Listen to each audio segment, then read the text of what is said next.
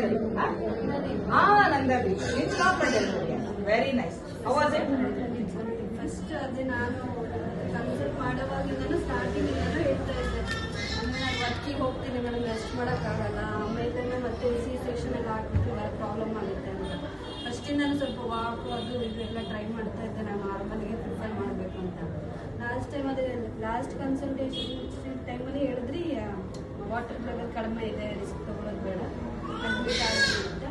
ಆವಾಗ ಸ್ವಲ್ಪ ಭಯ ಆಯಿತು, ಕಡಿಮೆ ಇದೆ, ಇಷ್ಟು ದಿನ ಎಲ್ಲ ಮಾಡ್ಕೊಂಡ್ಬಂದಿದ್ದೆಲ್ಲ ಇದಾಗ್ಬಿಡುತ್ತೇನಪ್ಪ ಅಂದ್ಕೊಂಡು ಬಂದೆ. ಮಾರ್ನಿಂಗ್ ಅದೇ ಪೆಲ್ವಿಸ್ ಸೈಜ್ ಕಡಿಮೆ ಇದೆ ಹೇಳಿದ್ರಿ. ಆಮೇಲೆ ಅದು ಲ್ಯಾಬಿಗೆ ಕರ್ಕೊಂಡು ಹೋದವಾಗ ಲಾಸ್ಟ್ ಬೆಡ್ಡಲ್ಲಿ ಮಲಗಿಸಿದ್ರು ನಿಮಗೆ. ಆವಾಗ ಎಲ್ಲ ಮಾರ್ನಿಂಗ್ ಮೇಡಮ್ ಇದ್ರಲ್ಲ ಅವ್ರೂ ಬರೋರು, ಲಾಸ್ಟ್ ಸ್ವಲ್ಪ ರಿಸ್ಕ್ ಇದೆ ಹೇಳೋರು, ಕಡಿಮೆ ಇದೆ ಹೇಳಿರೋದು. ನನಗೆ ಅವಾಗ ಅಯ್ಯೋ ಎಲ್ಲರದು ನಾರ್ಮಲ್ ಇದೆ, ನಂದು ಯಾಕೆ ಈ ಥರ ಆಗೋಯ್ತು ಅಂತ ಅನ್ಕೊಂಡು ಆಮೇಲೆ ಸುಸ್ತಾಯಿತು ಫುಲ್ ಎಲ್ಲ. ಇಂಜೆಕ್ಷನ್ ಎಲ್ಲ ಹಾಕಿದ್ಮೇಲೆ ಸುಸ್ತು ಅನ್ನಿಸ್ತಿತ್ತಲ್ಲ, ಒಂದು 2-3 ಟೈಮ್ ತಲೆ ಸುತ್ತಿ ಬಿದ್ದೆ. ಆಮೇಲೆ ನಾನೇ ಎದ್ದೊಳ್ಬೇಕಾಯ್ತು, ಏನು ಮಾಡಿದ್ರು ನನ್ನಿಂದ ಆಗುತ್ತೆ ನಾರ್ಮಲ್ ಮಾಡಿಸ್ಕೊಬೇಕು ನಾನಂತ ಸ್ವಲ್ಪ ನಾನೇ ಕಾನ್ಫಿಡೆನ್ಸ್. ಆಮೇಲೆ ನೀವು ಬಂದು ಹೇಳೋದ್ರಿ ಮಾಡಿಸ್ತೀವಿ, ನೀವು ಟ್ರೈ ಮಾಡಬೇಕಂತ. ಆಯ್ತು, ಖುಷಿ ಆಯ್ತು, ನಾರ್ಮಲ್ ಆಯಿತು. ಇನ್ನೊಂದೇನಾಗಿರುತ್ತೆ, ದಿಸ್ ಇಸ್ ಎ ಜರ್ನಿ.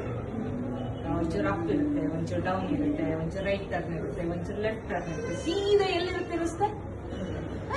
ಈಗ ಹೋಗ್ಬೇಕಪ್ಪ ಆರಾಮ್ಸೆ. ಒಂದು ಲೆಫ್ಟ್ ಟರ್ನ್ ತಗೊಂಡ ತಕ್ಷಣ ಹೆದರಿದ್ರೆ ಏನ್ ಮಾಡ್ಬೇಕಪ್ಪ?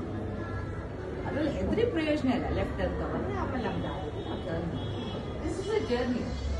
So thank you so much for believing in us.